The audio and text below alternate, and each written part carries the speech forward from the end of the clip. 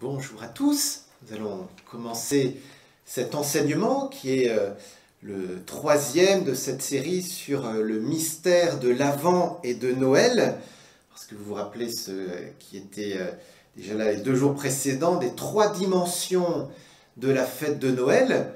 L'anniversaire de Jésus, Jésus qui est né il y a un peu plus de 2000 ans, sans doute 2026 ans, quelque chose comme ça. Donc Dieu qui s'est fait homme, il y a un peu plus de 2000 ans, ça c'est le premier aspect. Le deuxième aspect que nous avons vu hier, c'est le fait que nous attendons la venue du Christ dans la gloire, à la fin des temps. Noël, c'est pas juste un anniversaire, c'est pas juste quand on dit venez divin Messie, c'est pas juste on fait comme si Jésus n'était pas né. Hein, on prend vraiment à cœur de désirer la venue du Christ dans la gloire. Et puis aujourd'hui, on va voir qu'en fait, Noël, nous pouvons le vivre chaque jour. C'est Noël chaque jour, parce que chaque jour, Dieu se rend présent. Alors c'est ce qu'on va essayer de voir aujourd'hui, mais avant, je vous propose que nous mettions en présence de l'Esprit Saint pour que ce soit lui qui parle à notre cœur. Au nom du Père, et du Fils, et du Saint-Esprit. Amen. Esprit Saint, nous nous mettons en ta présence.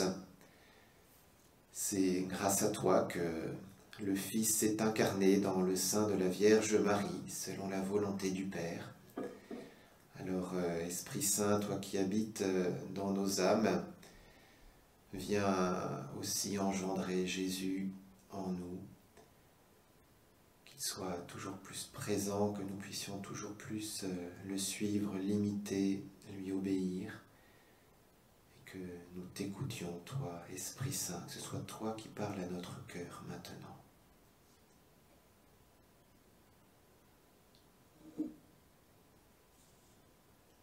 Et avec la Vierge Marie, nous prions. Je vous salue Marie, pleine de grâce, le Seigneur est avec vous. Vous êtes bénie entre toutes les femmes, et Jésus, le fruit de vos entrailles, est béni. Sainte Marie, Mère de Dieu, priez pour nous pauvres pécheurs, maintenant et à l'heure de notre mort. Amen. Au nom du Père, et du Fils, et du Saint-Esprit. Amen.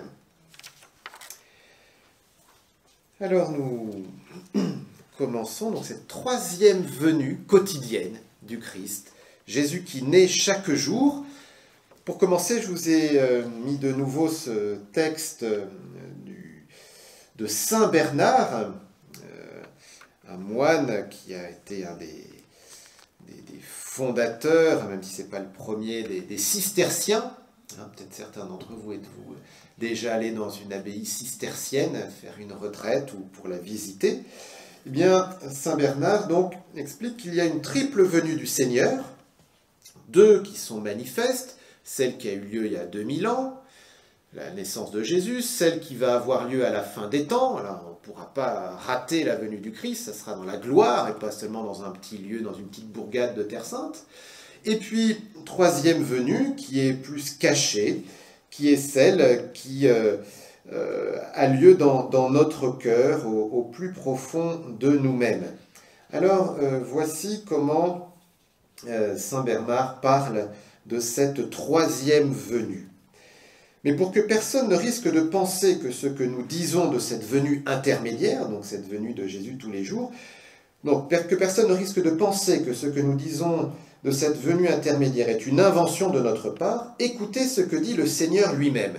« Si quelqu'un m'aime, il gardera mes paroles, mon Père l'aimera et nous viendrons à lui. » Il y a d'autres traductions qui disent « Nous ferons chez lui notre demeure. » Ailleurs, j'ai lu en effet « Qui craint Dieu fera le bien ». Mais je perçois qu'ici, Jésus exprime quelque chose de plus grand, en disant de celui qu'il aime « Il gardera mes paroles ». Mais où les gardera-t-il? Dans son cœur, sans aucun doute. Comme dit le prophète « Dans mon cœur, je conserve tes ordres pour ne point faillir envers toi. » Voici comment il te faut garder la parole de Dieu. Heureux en effet ceux qui la gardent. Qu'on la fasse donc entrer dans ce qu'on peut appeler les entrailles de l'âme, qu'il passe dans les mouvements de ton cœur et dans ta conduite. Consomme ce qui est bien, et ton âme y trouvera avec joie de quoi s'y nourrir largement. N'oublie pas de manger ton pain pour ne pas laisser ton cœur se dessécher. De bonne et grasse nourriture rassasie ton âme. Et si de la sorte tu t'es mise à garder en toi la parole de Dieu, nul doute qu'elle ne te garde aussi. Le Fils viendra à toi avec le Père. Il viendra, le grand prophète, qui rétablira Jérusalem. C'est lui qui fait toutes choses nouvelles. Voici en effet ce qu'accomplira sa venue. Alors de même que nous sommes à l'image de l'homme pétri de terre, de même nous serons à l'image de celui qui vient du ciel. Comme le vieil Adam s'est répandu à travers l'homme tout entier et a pris toute la place, de la même manière il faut que le Christ occupe toute la place, lui qui a créé l'homme dans sa totalité, qui le rachète intégralement et le glorifie dans son entier. Et pour saint Bernard, Dieu est présent en nous chaque jour, d'abord, si nous gardons sa parole, si nous gardons ce que dit le Christ dans les Saintes Écritures, dans la Bible. Et pas seulement si nous la gardons comme ça intellectuellement, mais si nous l'appliquons, qu'elle passe dans les mouvements de ton cœur et dans ta conduite. Si tu fais ce qui est bien, Dieu est présent dans ton cœur. Consomme ce qui est bien. Consomme ce qui est bien, consomme la bonté de la parole de Dieu, consomme aussi ce bien ineffable qu'est l'Eucharistie, mais consomme-le, mais ça veut dire aussi fais-le, applique cette parole de Dieu, et alors ton âme y trouvera avec joie de quoi s'y nourrir. Et si on garde cette parole de Dieu, si on fait le bien, alors le Fils viendra à toi avec le Père. Et là, saint Bernard cite saint Jean, chapitre 14. Et ainsi, nous serons comme transformés en Christ, nous serons comme d'autres Christ. De même que nous sommes à l'image de l'homme pétri de terre, de même nous serons à l'image de celui qui vient du ciel, le Christ. Et saint Bernard nous dit qu'il faut que le Christ occupe en nous toute la place. Je ne sais pas si vous avez déjà réfléchi au fait qu'on nous appelle chrétiens. Un chrétien, qu'est-ce que c'est? C'est un autre Christ. Dans d'autres langues, par exemple en allemand, un chrétien, ça s'appelle ein Christ, un Christ. Nous portons le nom du Christ. Nous sommes censés être d'autres Christ. Par le baptême, nous dit saint Paul, nous avons revêtu le Christ. Alors, ce n'est pas juste qu'on s'est déguisé, mais c'est que notre être doit devenir un autre Christ, doit rayonner le Christ. Le Christ a dit « Je suis la lumière du monde », il nous dit aussi « Vous êtes la lumière du monde ». On a à devenir cette lumière qu'est le Christ. Voilà, donc vous voyez, ces trois événements à Noël, l'anniversaire de Jésus, sa naissance il y a 2000 ans, Dieu qui s'est fait homme, la venue dans la gloire et cette présence quotidienne actuelle. Si quelqu'un m'aime, il gardera ma parole, mon Père l'aimera, nous viendrons vers lui et chez lui nous nous ferons une demeure. C'est Jean 14, 23 qu'a cité saint Bernard. Alors, essayons de creuser un peu ces différents modes de présence du Christ. Alors, sans regarder votre feuille, comment, alors peut-être vous l'avez déjà regardé, mais voilà, quels sont donc ces différents modes de présence du Christ? Comment Dieu se rend présent dans nos vies? Et déjà, saint Bernard en a évoqué quelques-uns. Alors, c'est pas compliqué, par sa parole, donc quand on lit la Bible, quand on la met en pratique, ça c'est une première chose très importante. Une autre chose, alors les sacrements et l'Eucharistie en particulier, évidemment, encore une autre chose. Saint Bernard il disait, celui qui garde ma parole, en citant la Bible, donc si quelqu'un m'aime, il gardera ma parole, nous viendrons en lui. Garder la parole de Dieu, c'est pas juste garder la Bible dans son sac, c'est aussi l'appliquer. Et donc, quel est l'autre grand mode de présence du Christ pour nous? Alors, la prière, tout à fait. La prière, on va le développer. Et encore un autre, en lien avec justement ce que je viens de dire à l'instant. Eh bien, la charité. Faire le bien. À mettre la parole de Dieu en pratique, c'est faire le bien. C'est la charité. Alors, donc Matthieu, dernière phrase de l'évangile de Matthieu, « Je suis avec vous tous les jours jusqu'à la fin du monde ». Quelle modalité? Le catéchisme, donc là sur vos feuilles, au 1373, résume ainsi les choses. « Jésus-Christ qui est mort, qui est ressuscité, qui est à la droite de Dieu et qui intercède pour nous, est présent de multiples manières à son Église. Quand Jésus est monté au ciel à l'ascension, il ne nous a pas abandonnés. Attention. Donc il est présent comment? Par sa parole, dans la prière de son Église. Quand 2 ou 3 sont rassemblés en mon nom, je suis là au milieu d'eux. Alors, par excellence dans la prière, mais là, vous voyez, nous sommes rassemblés au nom de Jésus. Donc il est là au milieu de nous. Dans les pauvres, les malades, les prisonniers, toute la dimension de charité. Dans les sacrements dont il est l'auteur, dans le sacrifice de la messe, dans la personne du ministre. Vous voyez, quand vous confessez, le prêtre dit à la fin « Je vous pardonne tous vos péchés. » Je. Et moi, en tant que Père Sébastien, c'est en tant que j'agis au nom du Christ que le Christ pardonne les péchés. Moi, je n'ai pas de pouvoir particulier, c'est d'agir au nom du Christ en tant que prêtre. Et pareil à la messe, le prêtre dit « Ceci est mon corps, ceci est mon sang ». Le prêtre parle à la place de Jésus, au nom de Jésus. Et puis, au plus haut point, Dieu est présent sous les espèces eucharistiques. Alors, on va essayer de voir un peu ces différents points, les uns après les autres. Alors, première façon pour le Christ d'être présent, c'est à travers la charité. Là, le texte majeur pour exprimer cela, c'est Matthieu chapitre 25, dont je vous ai mis un extrait qui commence de la façon suivante. « Quand le Fils de l'homme viendra dans sa gloire, et tous les anges avec lui, alors il siégera sur son trône de gloire. Toutes les nations seront rassemblées devant lui. Il séparera les hommes les uns des autres, comme le berger sépare les brebis des boucs.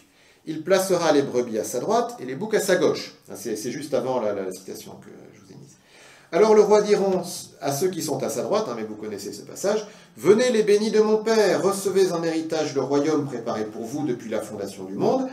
Car j'avais faim, et vous m'avez donné à manger, j'avais soif, vous m'avez donné à boire, j'étais un étranger, vous m'avez accueilli, j'étais nu, vous m'avez habillé, j'étais malade, et vous m'avez visité, j'étais en prison, vous êtes venus jusqu'à moi. » Alors les justes répondront, « Seigneur, quand est-ce que nous t'avons vu? Tu avais donc faim et nous t'avons nourri. Tu avais soif, nous t'avons donné à boire. Tu étais un étranger, nous t'avons accueilli. Tu étais nu et nous t'avons habillé. Tu étais malade ou en prison.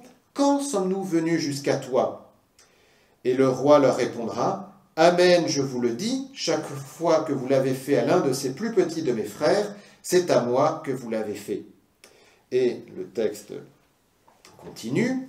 Alors il dira à ceux qui sont à sa gauche, « Allez-vous-en loin de moi, vous les maudits, dans le feu éternel préparé pour le diable et ses anges, car j'avais faim, vous n'avez pas donné à manger, etc. » Et puis il leur dit, « Mais Seigneur, quand est-ce que nous t'avons vu avoir faim et soif ?» Et de même que pour les justes, il leur répondra, « Amen, je vous le dis, à chaque fois que vous ne l'avez pas fait à l'un de ces plus petits, c'est à moi que vous ne l'avez pas fait. » Et ils s'en iront, ceux-ci au châtiment éternel, et les justes à la vie éternelle. Donc, vous voyez comment le fait de faire du bien à quelqu'un revient à faire du bien au Christ. Où est le Christ? Il est dans les plus pauvres, mais en fait, il est en chacun d'entre nous. Parce que nous avons tous à nous les aimer les uns les autres, à nous faire du bien les uns les autres. Parce que, et ça sera le dernier point que je développerai, mais quand nous faisons du bien à quelqu'un, le Christ, il est à la fois dans la personne à qui nous faisons du bien, mais nous sommes aussi une image du Christ pour la personne à qui nous faisons du bien. Quels sont les bras de Dieu actuellement de nos jours? Alors oui, Dieu fait des miracles, mais les bras de Dieu pour aider les gens, ce sont les nôtres. Ce sont les nôtres. Voilà. Alors, saint Augustin, il va même jusqu'à dire quelque chose d'extraordinaire. Il dit, si tu vois la charité, tu vois la Trinité. Tu vois la charité, tu vois la Trinité. Alors ça, c'est le texte que je vous ai mis ensuite, de saint Augustin. Pareil, ce ne sont que des extraits. Voilà. Mais diras-tu, je vois la charité, je la découvre autant que possible des yeux de l'esprit, et je crois à l'écriture qui me dit, Dieu est charité, et qui demeure dans la charité demeure en Dieu. Mais si je vois la charité, je ne vois pas en elle la Trinité. Donc là, c'est un dialogue fictif entre Augustin et puis un interlocuteur. L'interlocuteur lui dit, bon ben, ok, j'aide quelqu'un, je fais du bien à mon prochain, je lui dis une parole aimable. Bon, ben, je vois la charité, je vois qu'il y a de l'amour, quoi. Mais je vois pas Dieu. Hein, je vois pas Dieu comme ça. Hein. Il dit, je la découvre autant que possible des yeux de l'esprit, mais je ne la vois pas directement. Et Augustin répond, eh bien, tu vois la Trinité si tu vois la charité. Et là, il va développer un peu les choses. Alors là, évidemment, bon, je ne vous ai pas tout mis dans le texte. Déjà, je vous ai mis 4 pages, je ne vais pas tout mettre, mais voilà comment il développe un peu les choses. Qu'aime donc la charité sinon ce que nous aimons par elle? Or, ce quelque chose à prendre le prochain pour point de départ, c'est notre frère. Hein. Quand on pratique la charité, ben, celui que nous aimons, c'est notre frère. On ne dit pas... quand à table tout à l'heure, je sais pas, vous allez servir de l'eau à votre prochain, à celui qui est à côté de vous, bah, vous le faites à votre prochain. Vous n'êtes pas en train de dire, je le fais pour Dieu. Enfin, oui, d'accord, vous faites peut-être pour Dieu, mais le premier truc, c'est d'abord pour le prochain. Et voyez avec quel soin l'apôtre Jean recommande la charité fraternelle. Celui qui aime son frère demeure dans la lumière. Cependant, en disant cela, il semble passer l'amour de Dieu sous silence. Qui aime son frère demeure dans la lumière.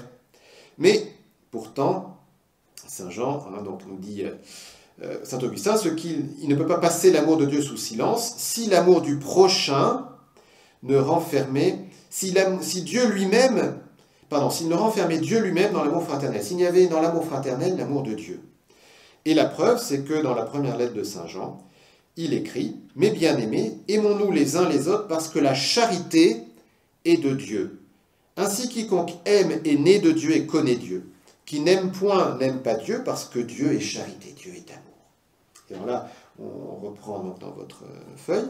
Ce contexte fait voir assez clairement que selon cette autorité d'un si grand poids, donc première lettre de Saint Jean, la charité fraternelle, car la charité fraternelle est l'amour que nous nous portons les uns les autres, la charité fraternelle non seulement est de Dieu, mais est Dieu lui-même. Ainsi donc, notre amour pour notre frère vient de la charité, il vient de Dieu. Il ne peut se faire que si nous n'aimions avant tout l'amour même qui nous fait aimer un frère. Si on aime le prochain, ça veut dire que on considère que l'amour est quelque chose d'important. Et cet amour, qu'est-ce que c'est? Puisque Dieu est charité, celui qui aime la charité aime nécessairement Dieu. Si vous aimez faire le bien à votre prochain, forcément c'est que vous aimez l'amour. Et si vous aimez l'amour, comme Dieu est amour, vous aimez Dieu. Celui qui aime son frère aime nécessairement la charité. Aussi l'apôtre ajoute peu après, celui qui n'aime point son frère qu'il voit ne peut aimer Dieu qu'il ne voit pas. Et la raison pour laquelle il ne voit point Dieu, c'est qu'il n'aime pas son frère. Car celui qui n'aime pas son frère n'est pas dans l'amour, et celui qui n'est pas dans l'amour n'est pas en Dieu, puisque Dieu est amour. C'est donc par un seul et même amour que nous aimons Dieu, et le prochain. Mais nous aimons Dieu pour Dieu, et nous-mêmes et le prochain, nous les aimons pour Dieu. Saint Augustin dit tout simplement que à partir du moment où Dieu est amour, dès que nous faisons un acte d'amour, un acte de charité, eh bien nous aimons Dieu, tout simplement. On ne peut pas séparer l'amour de Dieu et du prochain. Le premier commandement, évidemment, c'est l'amour de Dieu. Mais concrètement, comment il se matérialise? Il se matérialise dans l'amour du prochain. Et ça, Saint Augustin l'exprime dans une phrase que je vous ai mise. L'amour de Dieu est le premier dans l'ordre du précepte.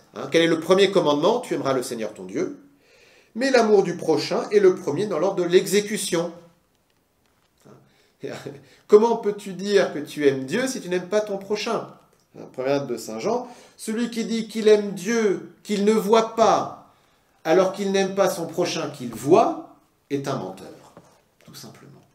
Donc c'est en aimant mon prochain que je vois, que je manifeste concrètement que j'aime Dieu, que je ne vois pas.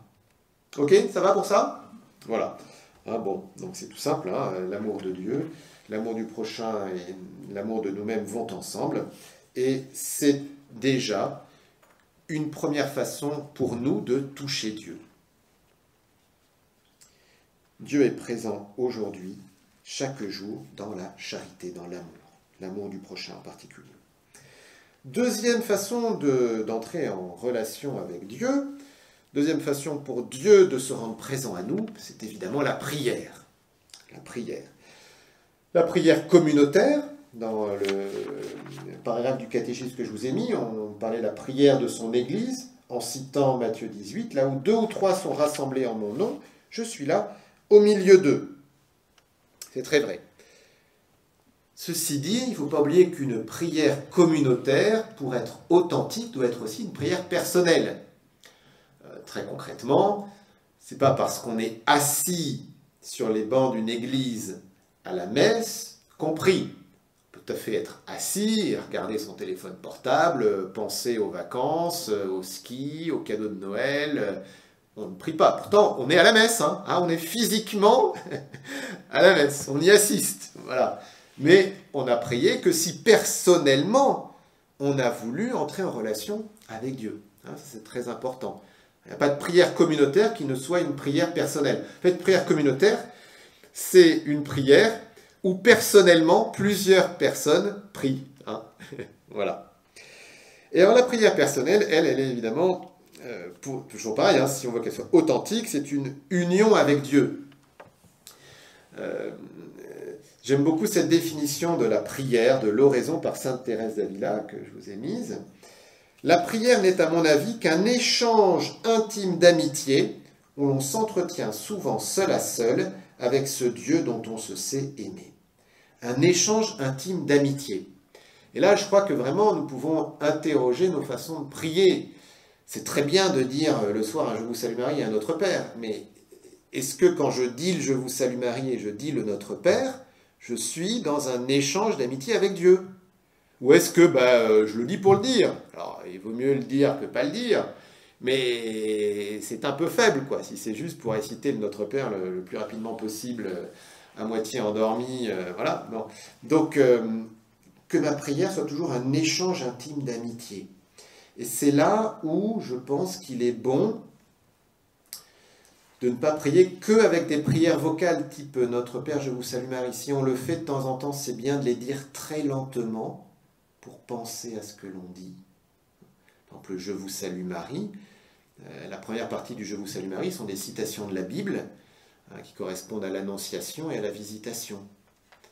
Bon, pourquoi ne pas, de temps en temps, reprendre dans la Bible, en Saint Luc, chapitre 1, ce récit de l'Annonciation. « Je te salue, Marie, comblée de grâce », cette parole de l'ange à Marie, et puis tu es bénie entre toutes les femmes et le fruit de ton sein est béni. C'est ce que dit Élisabeth à Marie quand Marie va en visite à sa cousine Élisabeth. On peut relire ces passages-là, on peut se les imaginer pour y être présent.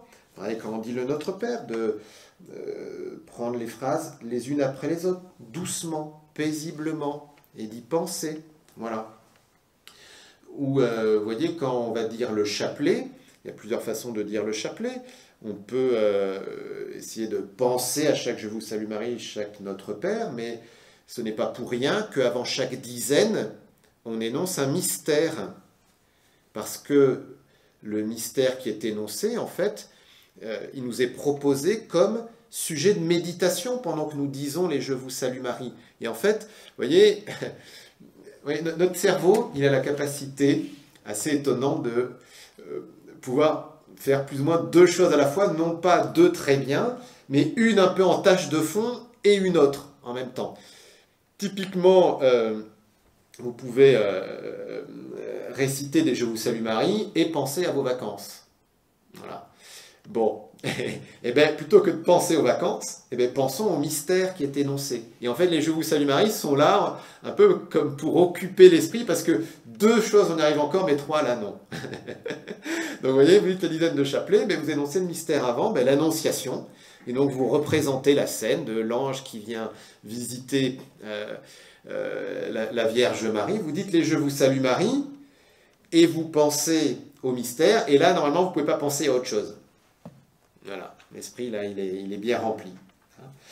Et évidemment, le mieux, c'est d'entrer dans un échange, dans un dialogue. On connaît ces trois mots pour prier. Merci, pardon, s'il te plaît. On les apprend au caté, mais ce n'est pas pour les enfants, c'est pour tout le monde. Hein, nous sommes tous invités à prier comme cela, parce que là, il y a forcément un échange, je dis forcément quelque chose. Merci Seigneur pour je sais pas, ces belles montagnes qui sont enneigées avec le soleil, etc. Et voilà, je dis quelque chose. Et puis, merci, pardon s'il te plaît, mais aussi prends le temps pour écouter Dieu. Hein, parce que Dieu veut nous parler, mais pour ça, il faut faire silence. Il faut faire silence, pas juste rabâcher des choses, mais aussi écouter Dieu. Voilà, faire silence, et puis tout simplement, après, c'est être en présence de Dieu, tout simplement. Quand on est devant le Saint-Sacrement, on n'a pas forcément beaucoup de choses à dire, mais juste être présent, être là avec Jésus. Bon, il y aurait beaucoup de choses à développer, hein, je n'ai pas forcément le temps de le faire. Si vous restez encore quelques jours, le 29 décembre, je présenterai la bonne résolution de prier chaque jour, que vous pourrez aussi trouver là sur mon site internet, Apprendre à prier, mes enseignements là, je les mets en ligne. Voilà, mais en tout cas, donc la prière, hein, donc très, très important. Et ça, Matthieu 6 le dit clairement. Toi, quand tu pries, retire-toi dans la pièce la plus retirée, ferme la porte, et prie ton Père, qui est présent dans le secret. Qui est présent dans le secret. Dieu est vraiment présent dans le secret. Dieu est présent, alors le Père est présent, donc là, cette citation de Saint Matthieu, prie ton Père qui est présent dans le secret, et notre prière, elle est une prière au Père, mais c'est une prière aussi en union avec le Fils, dans l'Esprit Saint. Là sont les deux citations que je vous ai mises. La preuve que vous êtes des fils, Dieu a envoyé l'Esprit de son Fils dans nos cœurs, et cet Esprit prie Abba, Père. Hein, l'Esprit de son Fils dans nos cœurs. La preuve que vous êtes des fils. Nous prions en tant que fils de Dieu. Nous prions en tant que semblables à Jésus. Et nous prions grâce à l'Esprit Saint qui habite en nous. Personne, si quelqu'un parle sous l'action de Dieu, il ne dira jamais Jésus est anathème, donc Jésus est maudit, quoi. Personne n'est capable de dire Jésus est Seigneur, sinon dans l'Esprit Saint. C'est l'Esprit qui prie en nous. Le fait même de prier manifeste que nous sommes en union avec l'Esprit Saint. Et plus nous progressons dans la vie de prière, plus nous nous unissons avec le Christ. Thérèse d'Avila développe ça abondamment dans les 7 demeures. Pareil, bon, j'ai fait un enseignement là-dessus, vous pouvez retrouver sur le site. Voilà. Bon, je ne développe pas plus, hein, je pense que vous êtes convaincus que la prière, c'est vraiment une façon d'entrer pour nous en relation avec Dieu. Donc, comment Dieu se rend présent? Eh bien, si nous lui ouvrons la porte de notre cœur en priant. Troisième façon pour le Christ d'être présent, c'est à travers sa parole, la parole de Dieu, la Bible. Alors là, quelques petits préliminaires, avant juste de dire, parce que bon, on dit, oui, la Bible c'est la parole de Dieu, ok, mais il faut préciser 2-3 choses. Première chose, c'est que Dieu, il n'est pas dans les nuages, comme ça, le grand horloger qui donne une pitchonnette au départ, un petit bing-bang, et puis après, débrouillez-vous. Hein, ça, c'est pas du tout la foi chrétienne. La foi chrétienne, c'est que Dieu crée le monde, Dieu reste présent à ce monde, c'est ce qu'on appelle la providence, il s'occupe de nous à chaque instant, et non seulement il s'occupe de nous d'une façon un peu invisible, on va dire, qu'on peut percevoir dans les différents événements qui nous arrivent, mais Dieu a voulu se révéler lui-même. Il a voulu se révéler pas seulement dans un texte sacré, comme peut y avoir dans beaucoup de religions, mais il a voulu se révéler lui-même en se faisant homme. L'objet de la révélation, c'est Dieu lui-même, mais oui, qu'est-ce que nous... Enfin, et Jésus est le médiateur et la plénitude de cette révélation, c'est-à-dire que qu'est-ce qui nous fait connaître Dieu? C'est le Christ. Et le Christ lui-même, c'est la plénitude de la révélation. Le Père n'a rien d'autre de plus à nous dire que son Fils. Dieu a tout dit en son Fils. C'est la lettre aux Hébreux qui le dit, et puis développée par Saint Jean de la Croix. Je vais essayer de vous retrouver. C'est Hébreux 1, c'est le premier verset de la lettre aux Hébreux. Premier verset de la lettre aux Hébreux. Après avoir à maintes reprises et sous maintes formes parlé jadis au Père par les prophètes, Dieu, en ces jours qui sont les derniers, nous a parlé par son Fils, qu'il a établi héritier de toutes choses, par qui aussi il a fait les mondes. Resplendissement de sa gloire, effigie de sa substance, lui qui soutient l'univers par sa parole puissante, ayant accompli la purification des péchés, s'est assis à la droite de sa majesté dans les cieux. Mais, donc, il a parlé par les pères, très bien, mais en ces jours qui sont les derniers, il nous a parlé par son Fils. Il nous a tout dit en son Fils, parce qu'il est l'image, oui, le resplendissement de sa gloire, hein, l'image de sa substance. De toute façon, Jésus est Dieu, hein. Donc Dieu qui se fait homme, c'est Dieu, hein, qui est là. Donc Dieu nous a tout dit dans son Fils. Et Saint Jean de la Croix, dans la montée du Carmel, développe ainsi, alors je ne vous l'ai pas mis dans votre feuille, mais voilà. Dès lors qu'il nous a donné son Fils, qui est sa parole, Dieu n'a pas d'autre parole à nous donner. Il nous a tout dit à la fois et d'un seul coup en cette seule parole, et il n'a plus rien à nous dire. Car ce qu'il disait par partie aux prophètes, il l'a dit tout entier dans son Fils, en nous donnant ce tout qu'est son Fils.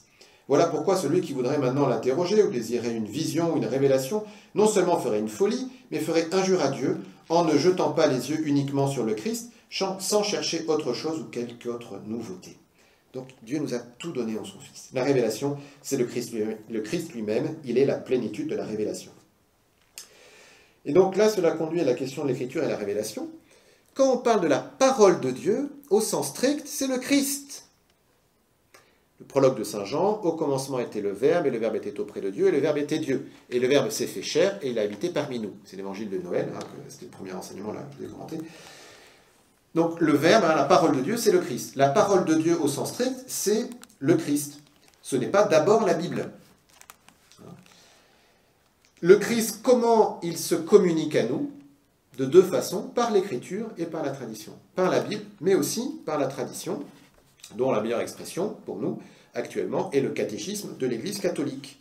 Le catéchisme de l'Église catholique, on peut dire que c'est aussi parole de Dieu. Mais parole de Dieu transmise. Là, on a la parole de Dieu écrite. Et là, dans le catéchisme, nous avons la parole de Dieu telle qu'elle nous est transmise, explicitée depuis les apôtres. Ça, c'est quelque chose de très important. Et c'est développé dans le Concile Vatican II, dans Dei Verbum, et qui dit que l'une et l'autre, l'écriture et la tradition, doivent être reçues et vénérées avec égal sentiment d'amour et de respect. Parce que, vous voyez, même la Bible, elle est l'objet de la tradition, parce que qui c'est qui décide qu'on a mis tel ou tel livre dans la Bible? C'est un consensus qui s'est fait depuis les apôtres dans les premiers siècles de l'Église. Mais Jésus n'a pas dit, bon alors, vous mettrez dans la Bible tel et tel livre. D'ailleurs, quand il est mort, il s'était pas encore écrit. Les évangiles n'étaient pas encore écrits, les lettres de Saint Paul n'étaient pas encore écrites, Saint Paul n'était même pas converti. Donc c'est même une fois qu'ils sont morts, hein, tous les apôtres, jusqu'à la mort de Saint Jean, etc. Et donc c'est après, on s'est dit, qu'est-ce qu'on va prendre? Et parfois, pour l'un ou l'autre livre, il y a eu des hésitations. Par exemple, le livre de l'Apocalypse, on ne l'a pas mis tout de suite parmi les livres canoniques. Et inversement, d'autres livres, on a pu les mettre dans le canon des Écritures, comme le Pasteur d'Hermas, par exemple. Et puis finalement, on s'est dit, non, voilà. Donc, Écriture et tradition. Donc oui, la Bible est parole de Dieu, mais dans le sens où elle est, la parole de Dieu, consignée par écrit. Elle est ce que le Christ a voulu nous transmettre par écrit. Mais, comme le dit d'ailleurs l'Écriture, hein, c'est la fin de l'évangile de Saint Jean, si on voulait mettre par écrit tout ce qu'a fait et enseigné Jésus, tous les livres de l'univers ne pourraient suffire. Donc il y a bien d'autres choses qui n'ont pas été consignées par écrit, mais qui ont été transmises depuis les apôtres. Voilà, la tradition. Alors, comment la Bible, comment l'Écriture devient parole de Dieu? Il faut qu'elle soit bien interprétée. Parce qu'il ne s'agit pas... Enfin, voyez, la Bible, c'est du papier. Hein, on n'adore pas du papier. On adore le Christ qui s'est transmis. Okay. Et donc, prendre un verset comme ça de la Bible, c'est pas forcément parole de Dieu. Une illustration de ça sont les tentations de Jésus dans le désert. Vous vous souvenez de cet épisode? Satan, à un moment, pour tenter Jésus, il va utiliser les Écritures.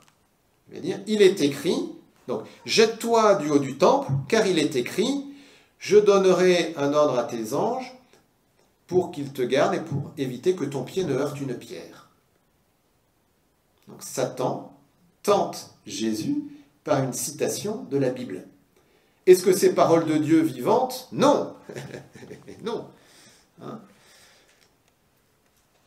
Inversement, Jésus à chaque fois répond au tentateur par une citation de la Bible, par la parole de Dieu. Donc c'est pour ça qu'il faut quand même bien interpréter la Bible. C'est pour ça aussi que ouvrir la Bible au hasard, on peut le faire, hein, mais avant de le faire, il faut quand même bien prier l'Esprit Saint et que ce soit vraiment dans une démarche de prière. Hein, parce que, on tombe sur une phrase de l'Ancien Testament un peu étrange, qu'est-ce que ça veut dire? Enfin voilà, voilà. Bon, je ferme la parenthèse là-dessus, mais donc bien interpréter. Parce que, alors, pour bien interpréter, déjà, il faut avoir conscience que toute l'Écriture a un double auteur. Donc, toujours, c'est Dei Verbum, numéro 11 et 12, donc le Concile Vatican II, qui dit, donc, qui a un premier auteur, c'est Dieu, l'Esprit Saint. L'Esprit Saint qui a inspiré les auteurs, mais on peut vraiment dire que c'est l'Esprit Saint qui est l'auteur de l'Écriture. Quand on prend un verset, quand on prend un passage, on peut vraiment dire que c'est l'Esprit Saint qui est auteur de cela. Ok? Mais il y a aussi un autre auteur qui est celui qui a tenu le stylo. Même s'il n'y avait pas de bic à l'époque, hein, mais il a tenu la plume ou le stylet ou je ne sais pas trop quoi. Hein, mais qui ont agi en vrai auteur, qui n'ont pas agi en transe, je ne sais pas trop quoi. C'est pas l'Esprit Saint leur a pas dicté les choses, il les a inspirées, ce qui est un peu différent. Hein. Il me semble que les musulmans vont dire que l'ange aurait dicté à Mahomet le Coran. Mais bon, évidemment, nous n'y croyons pas. Hein. Mais nous, ce n'est pas le cas. Nous croyons qu'il y a des vrais auteurs humains, et ça, c'est important parce que ça veut dire que il faut connaître les genres littéraires, il faut connaître aussi le contexte culturel. Un exemple, Jésus, quand Jésus interroge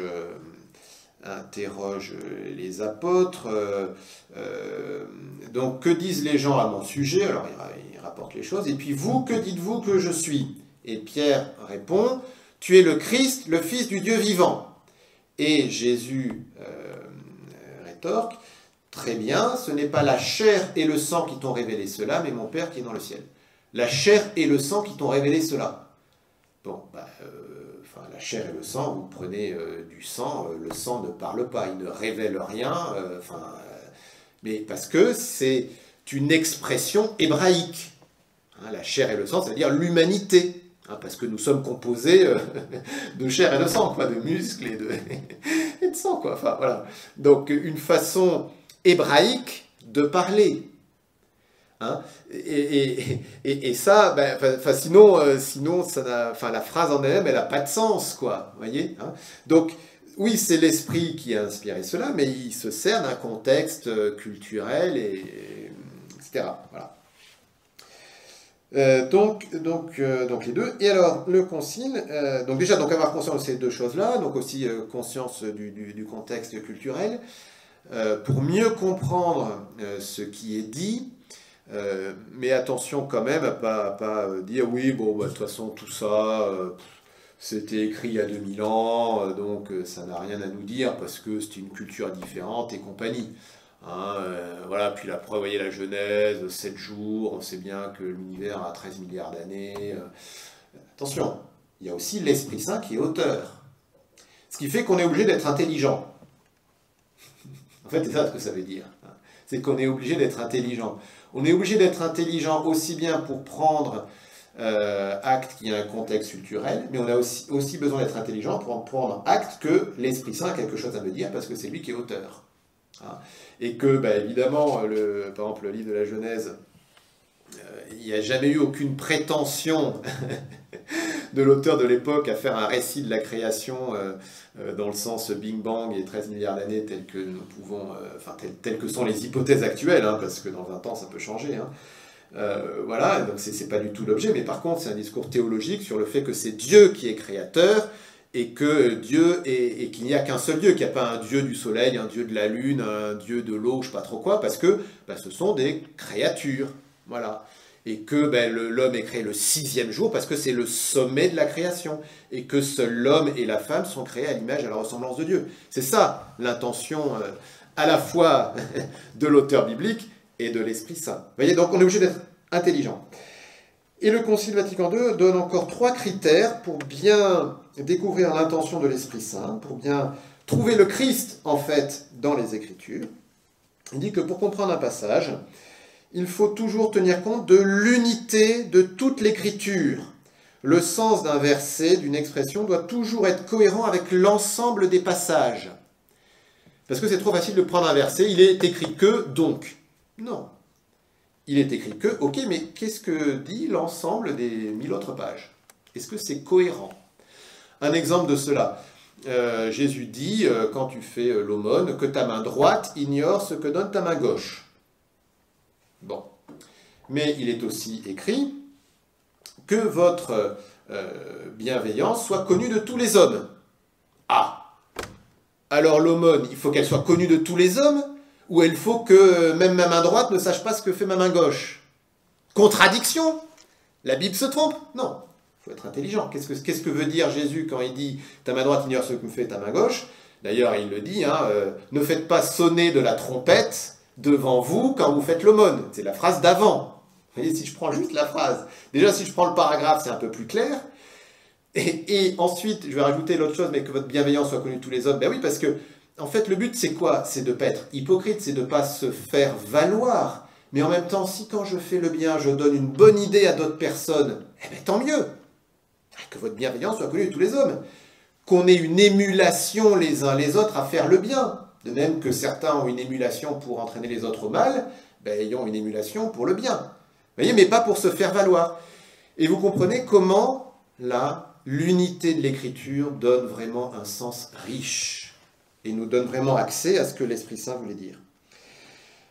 Autre critère pour ne pas se tromper en interprétant les Écritures, c'est la fidélité à la tradition. Écriture et tradition, les deux vont ensemble parce que la parole de Dieu ultime, c'est le Christ, qui se transmet par les deux.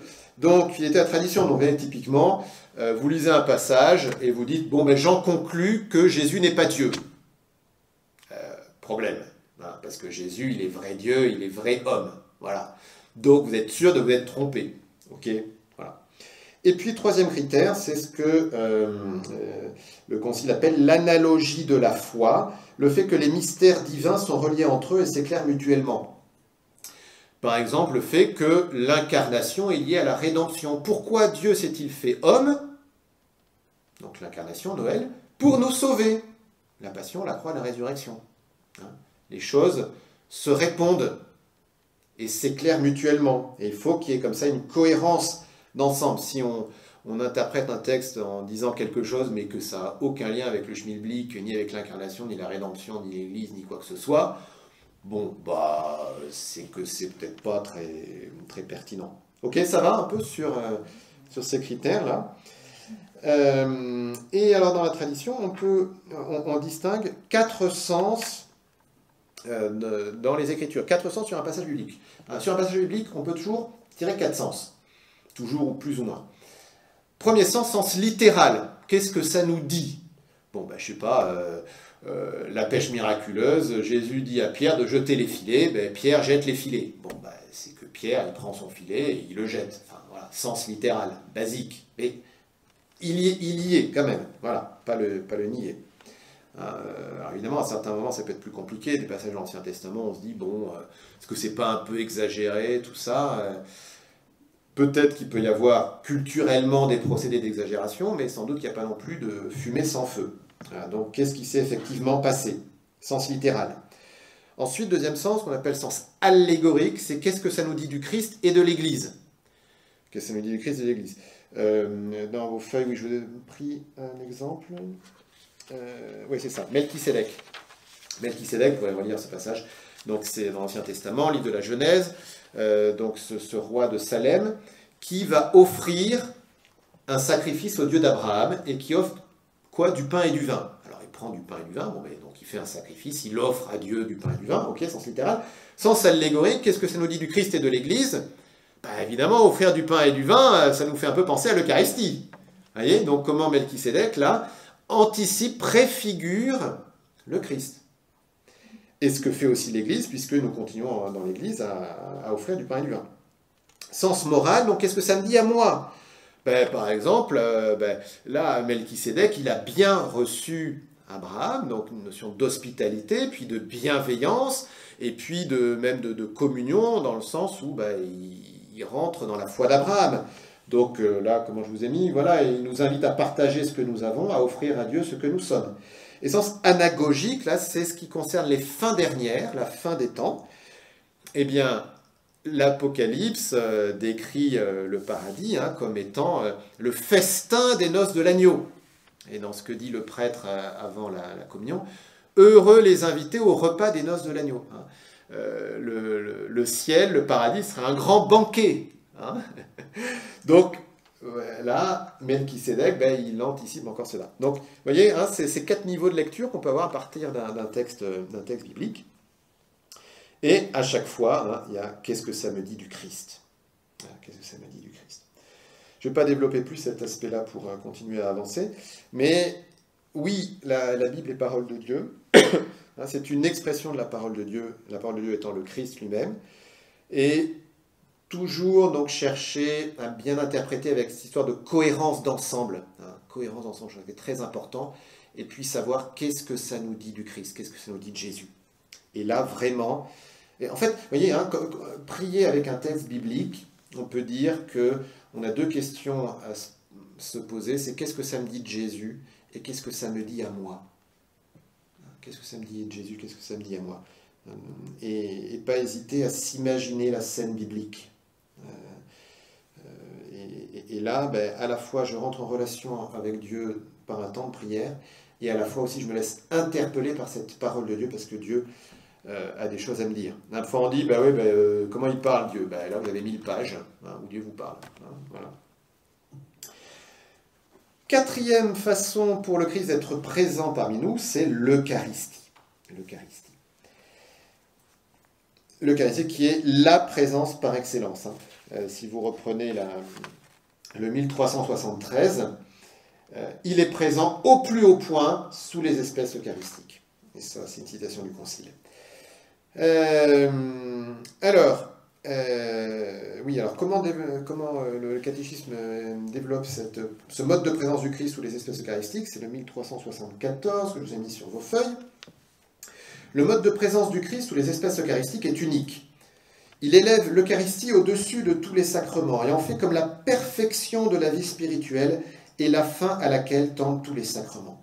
Dans le très saint sacrement de l'Eucharistie sont contenus vraiment, réellement et substantiellement le corps et le sang, conjointement avec l'âme et la divinité de notre Seigneur Jésus-Christ, et par conséquent le Christ tout entier.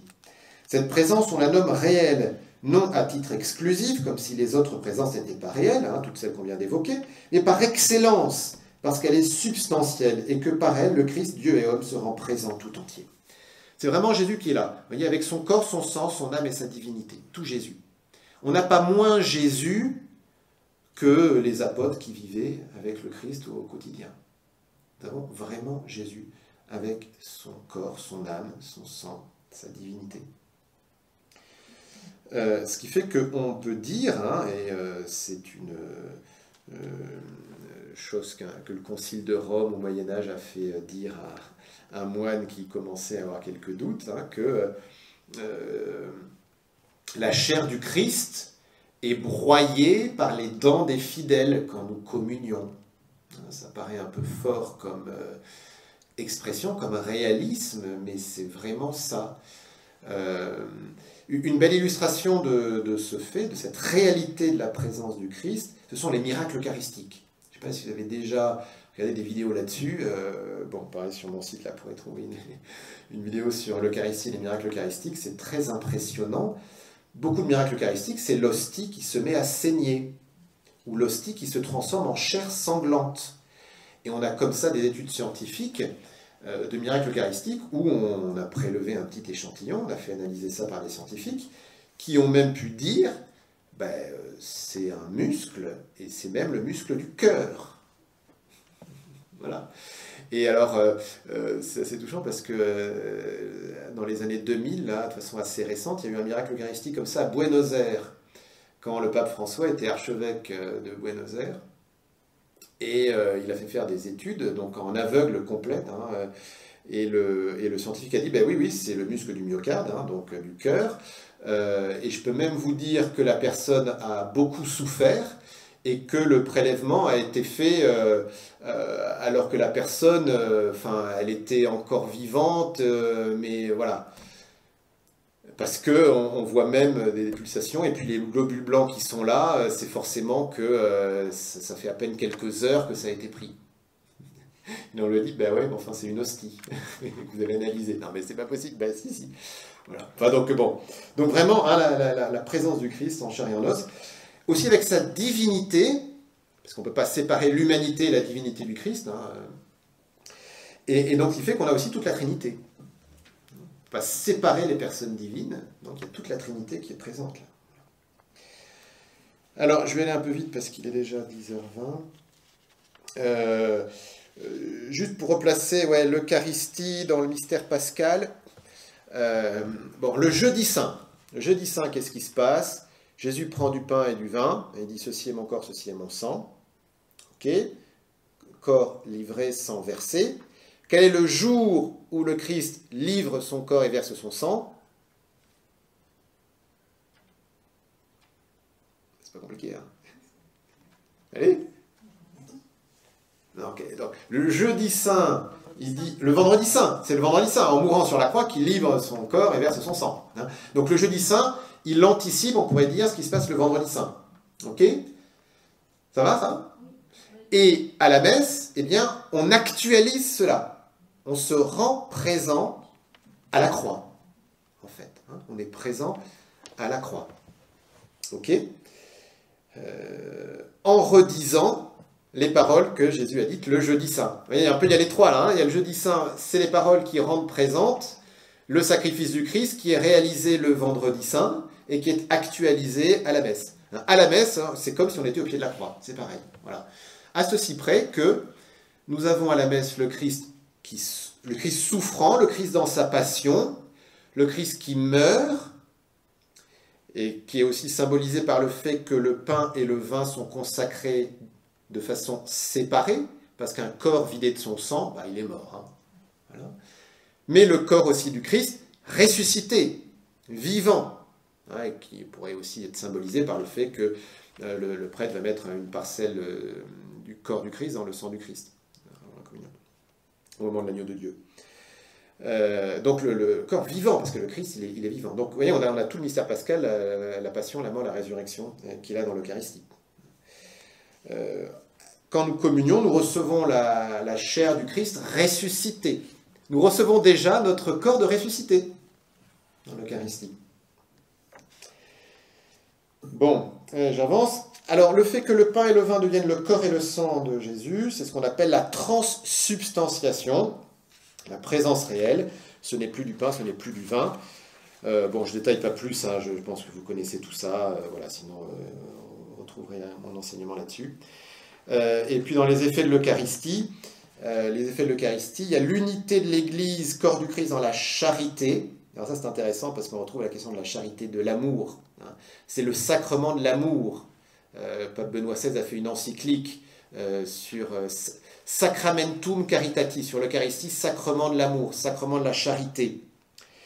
Et puis l'Eucharistie qui nourrit notre âme, parce qu'on a besoin de cette nourriture aussi pour notre âme, de même que notre corps a besoin de manger, on a besoin d'une nourriture pour notre âme, et nous nourrissons aussi notre âme par la prière et par la lecture de la Bible, mais également par l'Eucharistie. Et d'ailleurs, la Bible, on la lit également à la messe. Vous voyez comment vraiment la messe, c'est la source et le sommet de la vie chrétienne, comme dit l'Eucharistie, parce qu'on a vraiment tout. On a le Christ qui se représente dans l'Eucharistie, on a la prière, on a la Bible, on a aussi la charité, avec le geste de paix par exemple, hein, le fait qu'on soit réunis en communauté. Voilà, bon, il y a beaucoup de choses à développer. Moi. Ça va là-dessus, hein, je ne développe pas plus, mais bon. Je termine avec ce 5e point, enfanter Jésus, qui est peut-être un peu plus original, mais qui est assez simple. c'est le fait que, et c'est ce que j'évoquais à un moment au début, c'est le fait que on cherche à être présent au Christ, on cherche la présence du Christ dans nos vies, et on vient de voir 4 moyens puissants pour que le Christ soit présent dans nos vies, pour que le Christ naisse en nous. Hein. Parenthèse d'ailleurs, la messe, c'est en fait Noël qui se réalise chaque jour. Noël, c'est quoi? C'est Dieu qui se fait homme. C'est Dieu qui vient dans notre humanité, Dieu qui vient dans notre monde. Ben, la messe, c'est Dieu qui vient en nous pour se faire notre nourriture. Hein. Alors, sous l'espèce du pain et du vin, voilà, mais on a le même principe, on va dire. Voilà. Donc, on a cette présence de Dieu pour nous, mais à nous d'être missionnaires, à nous de rendre Dieu présent pour les autres. Parce que je vous disais, quelles sont les mains de Dieu actuellement sur terre? Ben, ce sont les nôtres. Hein. Et sans doute que ben, il y a un vrai enjeu à ce qu'on rende présent le Christ pour ceux qui nous entourent. Alors, c'est super si on peut le faire de façon explicite. Si on ne peut pas le faire de façon explicite, faisons-le au moins par notre charité, par notre amour du prochain. Mais on a vraiment cette responsabilité de rendre Dieu présent pour les autres. Et on pourrait même dire d'enfanter Jésus pour les autres. Alors, de l'enfanter en nous, ben, dans la prière, tout ce qu'on a dit, mais l'enfanter aussi pour les autres. Et ça, cette expression, en fait, elle se fonde sur un passage biblique, Matthieu 12, que je vous ai mis. C'est ce passage où on vient chercher Marie, où les frères, enfin les cousins de Jésus viennent chercher Jésus, parce que, bon, évidemment, il fait honte à la famille, quoi, à raconter qu'il est le Messie et tout, et donc on vient chercher la Vierge Marie pour, toi au moins, il va t'écouter, et donc, voilà, et donc ils veulent te parler. Et Jésus répond, « Qui est ma mère, qui sont mes frères ?» Puis étendant la main vers les disciples, montrant les disciples, « Voici ma mère et mes frères, car celui qui fait la volonté de mon Père qui est aux cieux, celui-là est pour moi un frère, une sœur, une mère. » Alors, on lit ça, frère, mère de Jésus, ok, bon, ben là, parce qu'on a les cousins de Jésus, on a sa maman, on a la Vierge Marie, bon, très bien. Être frère de Jésus, bon, ou frère et sœur de Jésus, bon, on comprend assez bien parce qu'on est frère et sœur en humanité. Mais est-ce qu'on a réfléchi qu'on pouvait être la mère de Jésus? Il dit bien là, celui qui fait la volonté de mon Père est pour moi une mère. Si nous faisons la volonté de Jésus, nous sommes une mère pour le Christ. Et une mère, qu'est-ce qu'on fait? Ben d'abord, elle l'enfante. La Vierge Marie, elle a enfanté Jésus, elle l'a mis au monde. Et donc, nous aussi, nous sommes appelés à enfanter Jésus pour les autres. Saint François d'Assise développe cela d'une façon très belle. C'est dans sa lettre à tous les fidèles. Tous ceux qui aiment le Seigneur, donc c'est sur votre feuille, tous ceux qui aiment le Seigneur de tout leur cœur, de toute leur âme, de tout leur esprit et de toute leur force, et qui aiment leur prochain comme eux-mêmes, qui ont en haine leur corps avec ses vices et ses péchés, qui reçoivent le corps et le sang de notre Seigneur Jésus-Christ, et qui font des actes concrets de pénitence, oh, que tous ces hommes et ces femmes sont heureux et bénis d'agir ainsi et de persévérer, car l'Esprit du Seigneur reposera sur eux et fera en eux son habitation et sa demeure. Ils sont les fils du Père céleste dont ils font les œuvres, et ils sont époux, frères et mères de notre Seigneur Jésus-Christ. Donc là, il cite le passage qu'on vient de dire, et il développe. Ces époux, et il ajoute époux, Ces époux, lorsque par l'Esprit Saint, l'âme fidèle est unie à notre Seigneur Jésus-Christ. Ces frères, lorsque nous faisons la volonté du Père qui est dans les cieux. Ces mères, lorsque nous le portons dans notre cœur et notre corps, par l'amour, par la loyauté et la pureté de notre conscience, et que nous l'enfantons par nos bonnes actions, qui doivent être pour autrui une lumière et un exemple. Oh, qu'il est glorieux et saint et grand, et d'avoir un Père dans les cieux. Oh, qu'il est saint et beau, magnifique et admirable d'avoir un tel époux. Oh, que c'est une chose sainte et chère, plaisante et humble, apaisante et douce, aimable et désirable plus que tout, d'avoir un tel frère et un tel fils, notre Seigneur Jésus-Christ. être mère de Jésus, être père aussi de Jésus, on pourrait dire, avec Saint Joseph. Comment, lorsque nous le portons dans notre cœur et notre corps par l'amour, par la loyauté et la pureté de notre conscience, lorsque nous l'enfantons par nos bonnes actions, qui doivent être pour autrui une lumière et un exemple. Le Christ nous invite à aimer. Nous savons que l'amour a différentes facettes, un amour sponsal entre époux, un amour filial, fils-fille par rapport aux parents, maternel et paternel, père-mère par rapport aux enfants, fraternel, entre frères et sœurs. Il y a ces 4 dimensions de l'amour. Eh bien, nous sommes invités à les vivre aussi avec Jésus. Aimer Dieu de tout notre être, toute notre âme, toute notre force, eh bien, ça veut dire d'aimer avec ces 4 dimensions de l'amour, et donc aussi avec un amour de père et de mère. Alors non pas qu'on ait une prétention quelconque par rapport à Jésus, mais de le rendre présent aux autres, de le rendre présent aux autres. Et ça peut passer aussi par la souffrance, quand on donne du sens à notre souffrance. Thérèse de Lisieux dit « Il n'y a que la souffrance qui puisse enfanter des âmes à Jésus. » Que la souffrance qui puisse enfanter des âmes à Jésus. Selon ce que dit saint Paul aux Colossiens, « Maintenant je trouve la joie dans les souffrances que je supporte pour vous. Ce qui reste à souffrir des épreuves du Christ dans ma propre chair, je l'accomplis pour son corps qui est l'Église. » La souffrance en elle-même est mauvaise. Dieu ne veut pas le mal. Mais unie à sa passion, elle a un prix infini qui est le prix de la rédemption. Et donc, n'hésitons pas quand nous souffrons à dire à Jésus tout simplement, Seigneur, je t'offre cela pour un tel, pour une telle, pour les personnes qui souffrent, pour les prêtres, pour l'Église, pour ceux qui ne connaissent pas Dieu. Voilà, de donner du sens à notre souffrance, parce que c'est en mourant sur la croix que Dieu nous a sauvés. Pour enfanter des âmes. Il y a les souffrances de l'enfantement.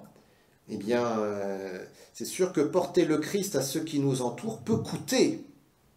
Déjà, rien que le fait d'assumer d'être chrétien, c'est pas facile. C'est pas facile. Eh bien, n'oublions pas que ça peut être un enfantement pour les autres. Alors, nous avons vu comment le Christ se rend présent chaque jour par la charité, par sa parole, par la prière, par l'Eucharistie, comment nous avons aussi à le rendre présent aux autres. Jésus, oui, vraiment vient chaque jour dans nos vies, il vient aussi par nous pour les autres. Et c'était donc cette 3e dimension de Noël, l'anniversaire de Jésus, Dieu qui s'est fait homme, la venue du Christ dans la gloire que nous attendons, que nous espérons, et puis n'oublions pas cette présence vraiment du Christ au quotidien. Alors que cela nous aide à vivre Noël d'une façon renouvelée, d'une façon vivante, vivre Noël aussi dans la prière, dans la contemplation. Prenons vraiment le temps de prier à Noël pour nous émerveiller devant Dieu qui se fait si petit, devant Dieu qui va vouloir nous sauver complètement, nous rejoindre complètement à la fin des temps, Dieu qui ne nous abandonne pas, Dieu qui est présent tous les jours jusqu'à la fin des temps. Alors pour terminer, je vous propose qu'on dise à Notre Père, ce Notre Père où nous demandons la venue du royaume, la venue du Christ, où nous demandons notre pain de chaque jour. Voilà, nous le disons ensemble. Notre Père, qui es aux cieux, que ton nom soit sanctifié, que ton règne vienne, que ta volonté soit faite sur la terre comme au ciel. Donne-nous aujourd'hui notre pain de ce jour. Pardonne-nous nos offenses, comme nous pardonnons aussi à ceux qui nous ont offensés. Et ne nous laisse pas entrer en tentation, mais délivre-nous du mal. Amen. Au nom du Père, et du Fils, et du Saint-Esprit. Amen. Voilà, merci pour votre écoute.